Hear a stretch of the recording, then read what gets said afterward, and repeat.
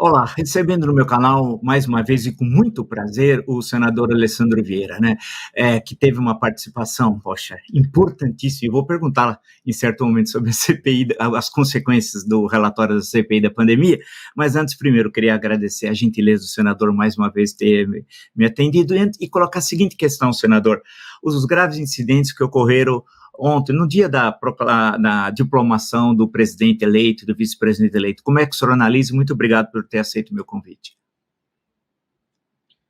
Bom, boa tarde, é sempre um prazer estar conversando com você, professor, e com os nossos amigos que acompanham. Ali você tem a consequência de um descuido das forças de segurança, uma tolerância excessiva com movimentos e com ações que são flagrantemente criminosas. O direito à liberdade de expressão não abriga o cometimento de crime. E você tem hoje acampamentos que diuturnamente defendem atos criminosos. A cada faísca que você tem, a cada fato que mobilize a multidão, você vai ter aquele tipo de acontecimento. Então, é lamentável, mas é absolutamente previsível. Deixa eu perguntar para o senhor o seguinte: qual a posição do senhor frente ao novo governo que toma posse no dia 1º de janeiro? O senhor está no campo de apoiar o governo, o senhor está no campo da oposição? Qual é a análise que o senhor faz da sua posição, de sua visão de mundo para o próximo quadriênio presidencial? Tanto eu quanto o PSDB teremos uma postura de independência. A gente vai apoiar aquilo que for relevante para o Brasil, mas vamos manter uma posição crítica de construção para aquilo que a gente entenda que saia do caminho correto. Nós todos brasileiros precisamos de um governo que funcione. E para ele funcionar, você tem que ter uma certa estrutura de apoio no Congresso. Mas esse apoio não pode representar adesão ou troca por cargos. Não foi esse o recado das urnas. Eu pergunto ao senhor, essa posição de independência evidentemente, claro, é possível compreender, não é nem necessariamente apoiar tudo que o governo faz, nem estar contra tudo que o governo faz, mas o que o senhor desenha para o próximo ano, ou seja, ontem tivemos o discurso do presidente eleito, né? Tivemos o discurso também do presidente do TSE, mas deixando de lado o presidente do TSE, olhando para o presidente eleito, pelo que o senhor ouviu daquele discurso, pelas últimas manifestações desse verdadeiro amplo gabinete de transição, o que o senhor espera? O senhor está otimista, pessimista? Qual é a visão do senhor? Todos nós, acho que temos hoje uma ansiedade pela definição das equipes de trabalho, né? O grupo de transição tomou mais uma forma de ato político, né, de valorização de espaços, valorização de quadros, mas ninguém faz um trabalho efetivamente de preparação de gestão com 1.500 pessoas. Isso aí não faz muito sentido. Uma vez empossado o governo, com as equipes na cadeira, aí sim a gente vai ter um desenho de políticas públicas efetivas, né? Até lá, a gente tem as sinalizações que já vêm do tempo de campanha, que são no sentido de uma ampliação das políticas sociais e uma preocupação de todos nós com a questão da responsabilidade fiscal, que o presidente eleito a todo instante tem reafirmado, mas que a gente precisa guardar para que essa promessa de responsabilidade venha acompanhada de atos concretos. A gente sabe que uma retomada da inflação é desastrosa, especialmente para os mais pobres. Justamente sobre isso que eu ia perguntar ao senhor, a questão da responsabilidade fiscal igual responsabilidade social, né, que é pegando o espírito do que o senhor disse. A questão da aprovação da PEC, que avaliação o senhor faz da PEC e das possíveis consequências no campo econômico-social dessa PEC aprovada agora para o ano de 2023? A gente vai ter a garantia da permanência da política de transferência de renda, com ampliação por conta do benefício da primeira infância, e a recomposição do orçamento em várias pastas. O governo Bolsonaro entrega nessa reta final de governo, um caos orçamentário completo. Esse caos orçamentário acaba gerando essa necessidade da PEC, que, na minha visão, poderia ter um espaço fiscal menor, mas mesmo assim era absolutamente indispensável, porque nós temos uma série de políticas públicas permanentes que foram esvaziadas e que a gente tem que recompor. A expectativa de recomposição anunciada pelo senador Marcelo Castro, relator do orçamento, só para a pasta de saúde, é de mais de 22 bilhões de reais. E para dentro do ano 2022, ainda para fechar as contas de 2022, o governo Bolsonaro vai ter acesso a alguma coisa em torno de 20 bilhões também. Então, essa bagunça que foi feita no orçamento pelo governo, enfim, agora o governo Bolsonaro, exigiu essa aprovação. O que a gente espera é que o governo Lula compreenda que a grande oportunidade que ganhou com a PEC não é o espaço fiscal, mas sim a retirada do teto do texto constitucional. O governo ganhou a possibilidade de, através de uma lei complementar, aprovar um novo regramento fiscal. E ele é absolutamente indispensável, porque nós precisamos de parâmetros transparentes que possam ser medidos, fiscalizados pela sociedade e pelo mercado. Só assim que o Brasil vai entrar numa trilha de desenvolvimento econômico. Justamente falando em transparência, e lembrando que está lá no artigo 37 da Constituição, né, o novo governo promete essa transparência mesmo em relação à questão lá dos chamados atos secretos, até por 100 anos, etc., toda uma discussão. Qual é a posição dos... E temos a lei de acesso à informação, etc., etc. Qual a posição do senhor sobre isso? A transparência é a nossa regra constitucional, né? O segredo, ainda mais um segredo de 100 anos, é uma situação absolutamente excepcional e foi abusada ao longo do governo Bolsonaro. Eu acredito que ele vai ter uma série de revisões no tocante ao sigilo de atos, mas isso tem que se dar com cuidado, analisando caso a caso. Não dá para ter o que se apelidou como revogaço, coisa que o valha. Governos não devem se pautar nem por vinganças, nem por picuinhas, mas efetivamente pelo respeito àquilo que está na nossa Constituição. Então, tudo que puder ser trazido à baila com total transparência deve ser feito com brevidade.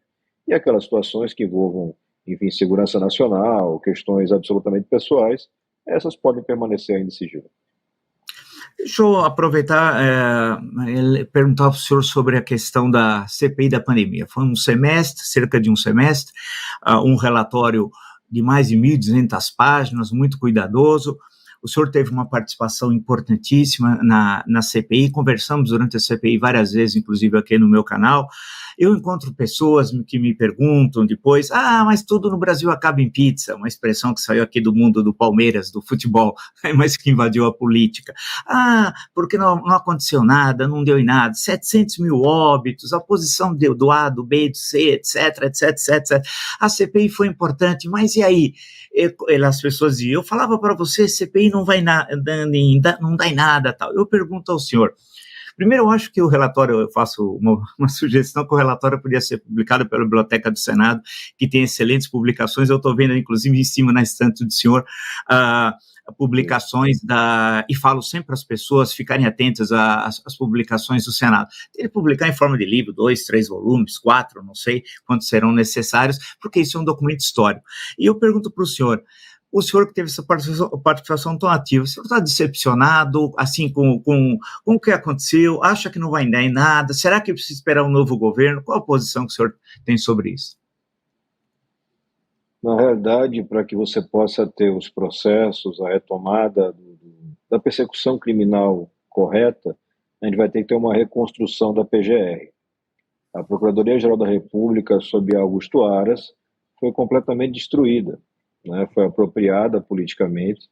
Você tem uma condução absolutamente apartada dos interesses nacionais. Então, a nossa expectativa é que lá no momento da substituição, que, se não me engano, acontece em setembro, você tenha o reposicionamento da PGR no sentido de efetivamente defender a lei, defender os interesses públicos. Porque no nosso sistema processual, o senhor sabe bem, existe esse domínio da ação por parte da PGR. E na medida em que a PGR deliberadamente busca arquivamentos, fica muito difícil você avançar de forma mais concreta. De toda sorte, a CPI teve um papel fundamental para garantir, no momento mais agudo da crise, a aquisição de vacinas na quantidade e dos fornecedores corretos. Acho que só isso já justificaria todo o trabalho que fizemos. O senhor falou da questão do Procurador-Geral da República, que tem um poder imenso, né? Inclusive, só ele é que pode acusar o presidente da República de uma infração penal comum, e o presidente da Câmara, por outro lado, é aquele que pode desengavetar um pedido de impeachment, no caso de crime de responsabilidade. Aí eu sempre leio a Constituição e vejo lá que tem uma passagem que diz que haveria uma lei especial do impeachment, que até hoje não foi feita. Eu pergunto ao senhor, nós não estamos, porque pegaram a lei 1079, mas é para a Constituição de 46, né? Mas ela foi recepcionada pela Constituição de 88. Não acho muito. Eu queria saber a opinião do senhor sobre isso. Nós não precisamos, já tivemos 2 impeachments, né, concluídos. Nós não precisamos de uma lei especial do impeachment, tal qual como reza a Constituição? Sim, a gente precisa atualizar esse arcabouço, mas mais importante, talvez, professor, seja garantir que nós não tenhamos nenhuma figura com poderes absolutos. Não cabe numa democracia ter alguém na República com poderes absolutos. E o nosso desenho constitucional atual aponta para isso. Você dá um poder absoluto ao presidente da Câmara para a instauração do impeachment, você dá um poder absoluto para o presidente do Senado para a instauração dos impeachments de ministros, e você dá um poder absoluto ao PGR para denúncias contra o presidente da República.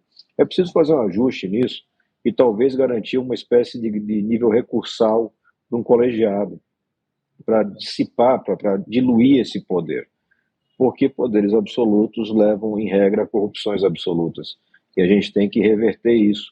Não sei se conseguiremos nesse primeiro momento de governo, mas será um debate necessário, porque ficou mais do que provado que ao conceder um poder absoluto, você abre espaço para abusos, para equívocos, e o prejuízo é para toda a nação. O constituinte originário não pensou que nós teríamos uma figura como Augusto Aras, por exemplo, ocupando a cadeira de Procurador-Geral da República. O senhor, em certo momento, acho que no começo da nossa conversa, já tinha tocado nessa questão, mas eu acho que é tão duro, acho que daqui 20, 30 anos, eu não sei, quando um historiador se debruçar sobre esse quadriênio presidencial que está se encerrando, tudo o que aconteceu coisas assim, que tem hora que eu tenho uma memória razoável, mas até eu esqueço, alguém fala, lembra daquilo? Eu falo, mesmo, aí lembra daquilo e tal, foi tanta coisa.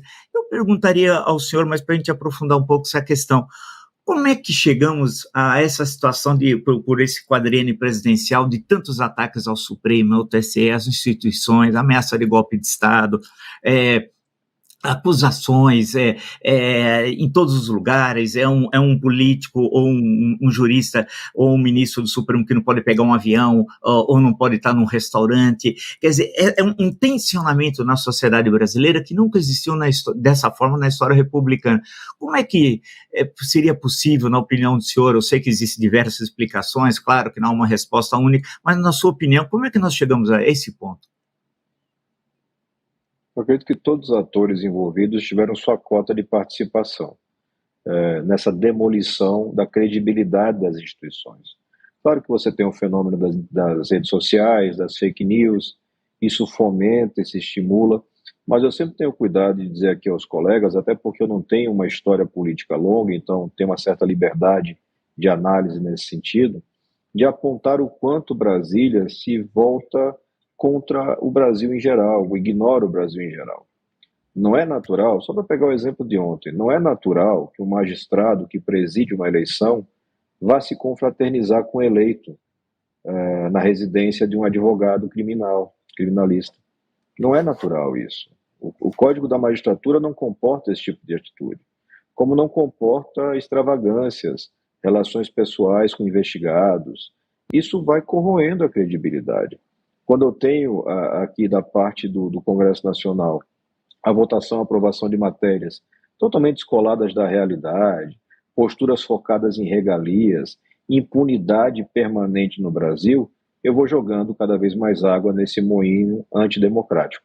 Então, a receita me parece ser uma qualificação maior de todos os integrantes dos poderes. A gente precisa de gente mais independente, mais qualificada, que possa atuar com responsabilidade e principalmente que as instituições comecem a punir com dureza aqueles que cometem desvios. A impunidade é um mal terrível, a impunidade mata a democracia, porque mata a crença que o cidadão comum tem na justiça. E uma democracia sem crença na justiça não existe. Então, acho que todos nós devemos fazer um meia-culpa e tentar cada vez mais, agora vamos começar uma nova jornada, uma nova legislatura, um novo governo, tentar cada vez mais caminhar no sentido de menos impunidade, de maior prestação de contas, maior transparência. Não sei se seremos bem-sucedidos nessa quadra. Os nomes eleitos não apontam para um caminho de esperança, mas a sociedade cada vez mais precisa estar informada para que possa fazer a verdadeira mudança pelo voto. Justamente essa questão do voto, eu pegar esse gancho para o senhor, aproveitando a ocasião. O senhor é a favor do voto distrital puro, do voto distrital misto, ou da manutenção do sistema atual? Porque isso tem uma correlação, só explicando a quem nos acompanha no canal, diretamente com a representação política. Eu pergunto ao senador Alessandro Vieira, qual a posição do senhor? Eu acredito que o distrital misto seria um sistema que atenderia bem às características brasileiras. Eu acho que a gente tem custos mais baixos, uma representação mais fiscalizável.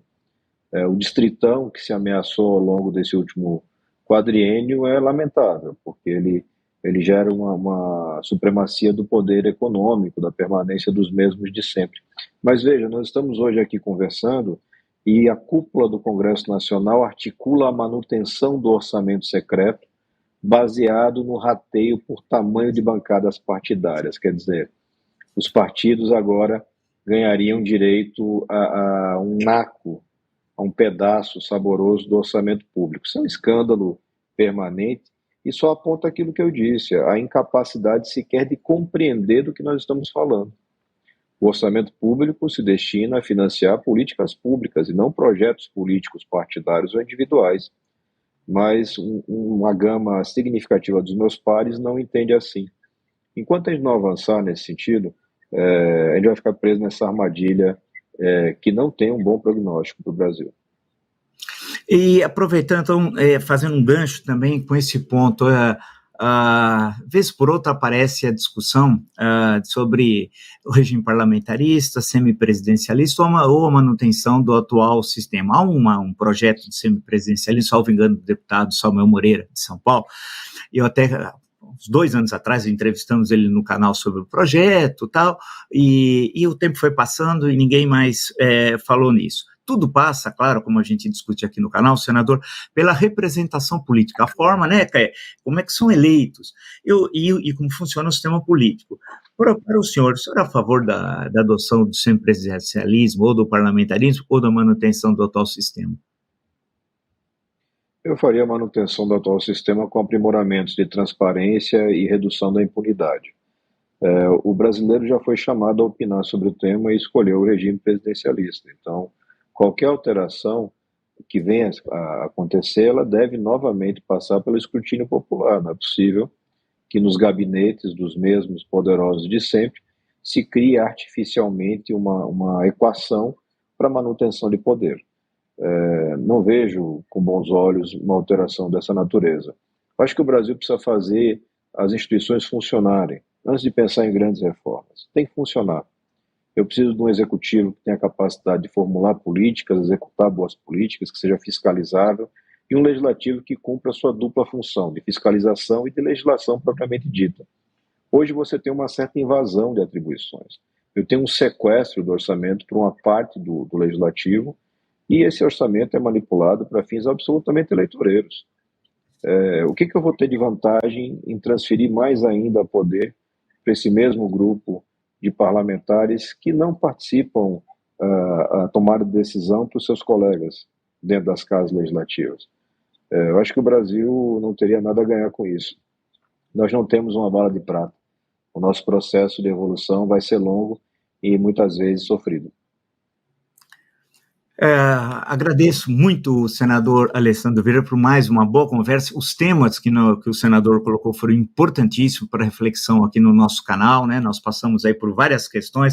O senador é bem conciso e vai direto ao tema, ele não tergiversa, até porque, como ele disse, acho que por causa dessa carreira política um pouco mais curta, não tem aqueles vícios da política tradicional, que é falar, e no fundo não dizer absolutamente nada em termos de conteúdo, né, senador?